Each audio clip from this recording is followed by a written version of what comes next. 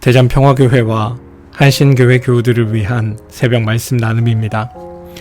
오늘은 2023년 1월 23일 월요일입니다. 오늘 하루 여러분의 삶을 살피시고 인도하시고 보호하시며 여러분의 삶에 참된 은총과 위로와 복 주시는 하나님께서 말씀을 들으신 여러분들과 함께 하시기를 소망합니다. 오늘 우리에게 주신 하나님의 말씀은 다니엘서 6장 10절 말씀입니다. 다니엘 6장 10절 말씀입니다. 세번역 성경의 말씀으로 읽어드리겠습니다. 다니엘은 왕의 금령 문서에 도장을 찍은 것을 알고도 자기의 집으로 돌아가서 다락방으로 올라갔다. 그 다락방은 예루살렘 쪽으로 창문이 나 있었다. 그는 늘 하듯이 하루에 3번씩 그의 하나님께 무릎을 꿇고 기도하며 감사를 드렸다. 다니엘 6장 10절 말씀, 세번역 성경의 말씀으로 읽어드렸습니다. 샬롬. 가족들과 복된 명절 보내고 계십니까? 바라기는 하나님께서 여러분들에게 크신 은혜와 은총을 베풀어 주셔서 가족들과 지내는 이 귀한 시간이 하나님의 그 살아계심과 또 하나님의 도우심과 하나님의 역사하심을 발견하게 되는 복된 시간 되시기를 주님의 이름으로 축원드립니다. 타향도 정이 들면 고향이라고 하는 말이 있습니다. 그런데 그건 떠도는 자들의 슬픈 자기 위로일 뿐 사실은 아닙니다. 고향을 떠나 산다는 것은 참 고된 일입니다. 타향은 꼭 필요한 것들의 부재를 의미하기 때문입니다. 그리고 꼭 필요한 것들이 부재하다는 말은 타향살이란 쓸쓸함과 두려움을 불러일으킨 삶이라는 뜻이기도 합니다. 자발적인 타향살이도 이러할진데 바벨론의 포로로 잡혀간 사람들의 처지는 더 말해 무엇하겠습니까?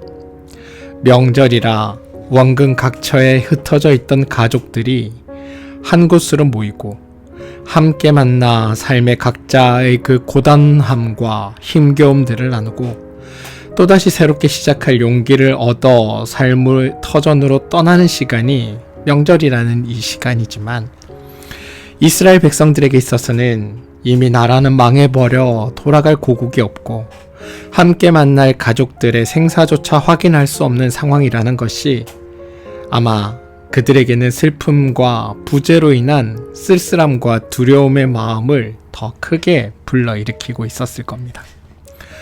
그럼에도 불구하고 삶은 계속되어야 했기에 포로민들은 희망의 끈을 놓지 않고 살았습니다.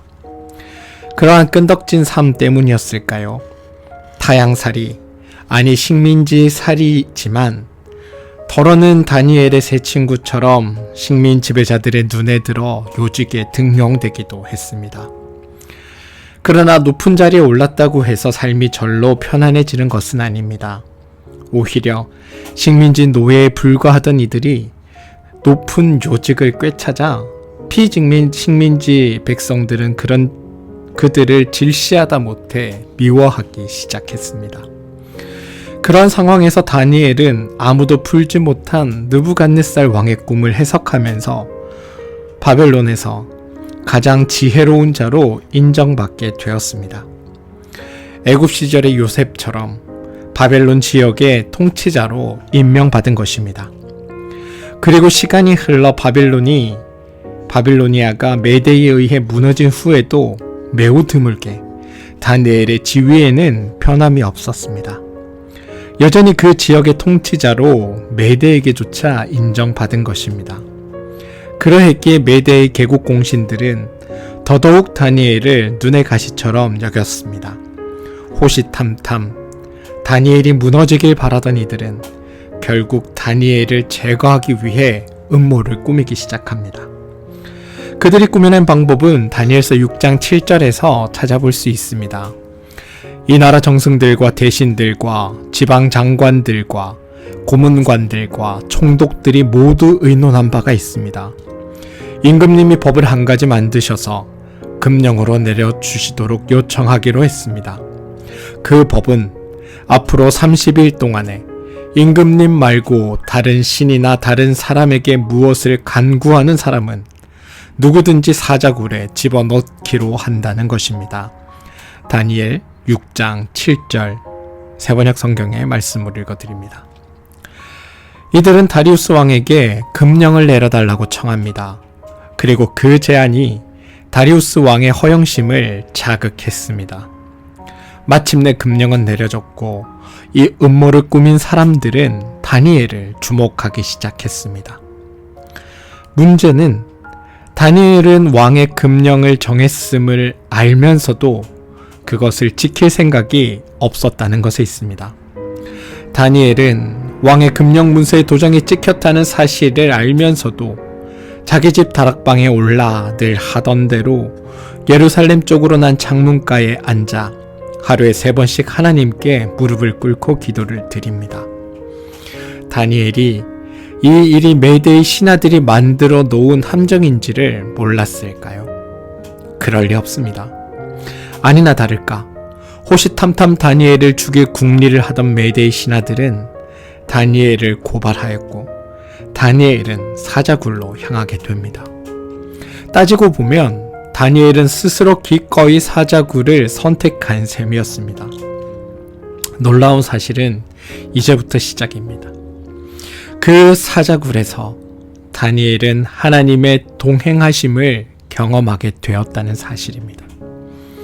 사랑하는 성도 여러분, 우리는 살면서 때로 우리 눈앞의 이익과 하나님을 선택하는 것 앞에 주저하고 갈등할 때가 있습니다. 그리고 그러한 주저함이 깊어지면 우리는 하나님을 선택하기보다 눈앞의 이익을 선택하게 됩니다. 그런데 오늘 다니엘을 통해 발견하게 되는 중요한 사실은 하나님을 선택하는 것이 결코 망하는 선택이 아니라는 사실입니다. 사실 눈앞에 보이는 이익과 하나님 앞에서 갈등한다는 말을 돌이켜보면 하나님을 선택하면 아무런 이익을 얻지 못할 뿐더러 손해를 볼 것 같다라는 우리의 불안한 마음 때문입니다. 이 불안한 마음은 하나님 나라의 마음을 두지 않고 이 땅에 마음을 두며 살아가는 우리가 겪을 수밖에 없는 부재로 인한 두려움과 불안이 원인입니다. 이러한 불안과 두려움이 우리 마음을 한순간이라도 사로잡는 순간 우리는 우리의 이익을 선택할 수밖에 없게 됩니다. 그럼에도 불구하고 하나님을 선택하는 건 매우 어려운 일이 되어 버린다는 겁니다. 그러면서 자연스럽게 순간의 이익을 선택한 자신을 합리화하기 시작합니다. 그리고 아무런 일이 없으면 다음번에도 또 똑같은 선택을 하기가 더 쉬워진다는 겁니다. 그런데 그런 상황에서 하나님을 선택하는 것, 이게 오히려 우리를 살리는 길이라고 오늘 말씀은 우리에게 전합니다. 눈에 보이는 그 길이 죽음의 길처럼, 사자굴로 향하는 길처럼, 십자가에 오르는 길처럼 우리에게 보일 수 있지만 결국 하나님을 선택하는 그 선택이 우리를 살게 한다고 말씀하고 있다는 겁니다. 이건 단순히 우리가 생각하는 얕은 이익과는 견줄 수 없는 겁니다. 바로 생명의 문제이기 때문입니다. 하나님은 하나님을 선택하면 그 어떤 경우라도 너는 망하지 않는다. 하나님을 선택하면 그 어떤 경우에라도 하나님은 외면하지 않으신다. 하나님을 선택하면 그 어떤 경우에라도 너를 살리신다. 이게 오늘 다니엘의 이야기에서 우리가 발견해야 할 교훈입니다. 우리는 이 이야기들을 들을 때마다 다니엘이 믿음을 지켰다, 다니엘이 기도의 자리를 중요하게 생각했다 라는 것에 더 관심을 가지지만 이것보다 훨씬 더 중요한 것, 우리가 하나님을 선택하면, 하나님께서 우리 편에 서시면 하나님은 우리를 어떠한 형편에서도 망하지 않게 하시고 우리를 살피시고 우리를 살리신다는 그 사실, 신실하신 하나님의 그 사랑이 우리를 향해 있으며 그 사랑은 결코 우리를 배반하지 않는다는 사실을 깨닫는 것이 오늘 말씀을 통해 우리가 깨달아야 한다는 겁니다. 그렇습니다, 여러분. 하나님은 우리의 삶의 주인 되시며 하나님을 쫓는 이들의 삶을 지키시고 보호하시고 또한 복되게 만드시는 분이 우리의 하나님입니다. 명절에 원근 각지에 흩어져 있는 가족들이 만나 나눌 이야기는 바로 그 하나님께서 올 한 해 우리의 가족들을 돌보고 살피고 지키고 계시니 두려워하지 말고 더 열심히 하나님을 의지하며 세상을 살아가도록 격려하고 응원하는 일임을 잊지 마시기 바랍니다. 바라기는 좋은 명절, 우리의 삶을 지금까지 지켜주셨던 하나님을 기억하면서 그 하나님이 우리의 삶의 유일한 선한 인도자가 되신다는 믿음을 가지고 어떠한 상황 속에서라도 하나님을 선택하고 하나님을 붙드는 그러한 믿음의 선택들이 올 한 해 삶에서 일어나게 되기를, 또한 그 믿음의 선택을 통하여 여러분의 삶이 복된 삶으로, 생명의 삶으로 나아가게 되는 그런 놀라운 일들이 올 한 해 여러분의 삶 가운데 가득하시기를 주님의 이름으로 축원드리겠습니다. 좋은 명절 보내시고 행복한 날 되십시오. 우리 함께 기도하며 나갑니다. 하나님, 윤동주 시인은 내가 사는 것은 다만 잃은 것을 찾는 까닭이라고 노래했습니다. 그런데 우리는 무엇을 잃어버렸는지도 모른 채 세상의 길을 배회합니다. 마음의 중심을 잃어 우리는 욕망의 주위를 그저 맴돌며 그것이 삶인 줄 여기고 살아갑니다. 주님, 하나님을 경외함이 우리의 삶의 중심이 되기를 소망합니다. 그 길이 당장은 우리에게 아무런 유익이 되지 않는 것처럼 보인다 할지라도 그 길이 우리를 살리는 길임을 기억하게 하시고 그 하나님께서 우리의 가족들을 돌보시기를 또 이끄시기를, 그리하여 우리가 믿음으로 다시 한번 살아갈 용기를 얻게 하여 주옵소서. 그럼에도 하나님 선택하기를 망설이는 우리가 있다면 우리의 믿음 없음을 주님 긍휼히 여기시고 하나님을 향해 한 걸음 더 나갈 수 있는 그런 삶이 우리 삶 가운데 드러나게 도와주시옵소서. 예수님의 이름으로 기도합니다. 아멘. 오늘 함께 기도할 제목은 같은 기도 제목입니다. 마음과 마음의 힘듦으로 인해 어려움을 겪고 있는 교우들을 위해 여러분 기도해 주십시오. 그 교우들의 삶에 하나님의 도우심과 인도하심과 위로하심과 또 연약해진 육신 때문에 두려워하지 않는 마음이 생기지 않도록, 또 이 연약해진 육신 때문에 괴로워하는 일이 생기지 않도록 여러분 기도해 주시고, 이 육신의 연약함이 하나님 앞으로 나아가는 것에 방해되지 않도록 여러분 기도해 주시기를 부탁드립니다. 하나님께서 낫게 하시고 회복해 하시고 일으켜 주시기를 기도해 주십시오.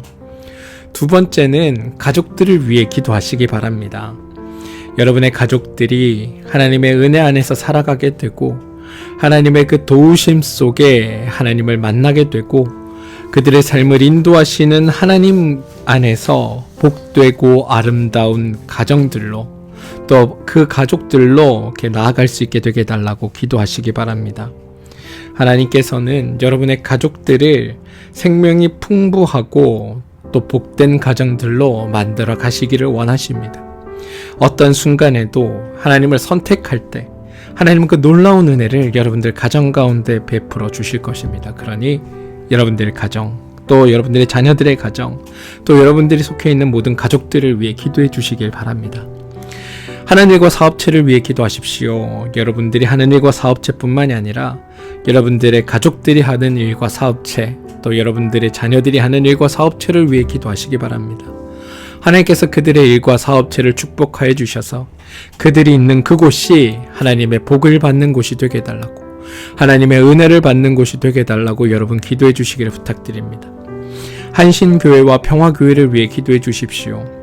한신교회와 평화교회가 하나님의 선한 뜻을 이루어내고 주님께서 복되다 하시는 그런 교회들이 될 수 있도록 하나님의 도우시는 은혜 가운데 살아가는 그런 귀한 교회들이 될 수 있도록 여러분 기도해 주시길 바랍니다.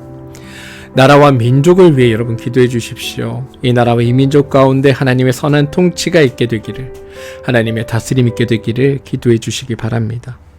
한 가지 더 기도 제목이 있습니다. 이 명절이 이제 끝나고 또는 이제 오고 가는 그 과정 가운데 아무런 사고 나지 않고 건강하게 가족들이 서로 왕래할 수 있게 되게 해달라고, 또 만나는 그 시간들이 하나님 은혜 안에서 복되고 아름다운 시간들이 되게 해달라고 기도해 주시기 바랍니다. 사랑하는 여러분, 하나님은 무엇보다도 여러분의 삶을 복되게 하시기를 소망하십니다. 지키시고 인도하시고 선한 은혜로 여러분의 삶을 만들어 가십니다. 그러니 여러분, 두려워하지 마시고 겁내지 마시고 하나님을 선택하여 나아가십시오. 하나님을 선택하며 나아가는 그 길이 우리를 살리는 길이며 우리를 복되게 하는 길이며 우리를 생명 가운데 이끄는 길임을 기억하시고 어떤 상황에서든 하나님을 선택하는 믿음의 일들이 여러분의 삶에 있게 되기를 주님의 이름으로 축원드립니다. 함께 기도하겠습니다.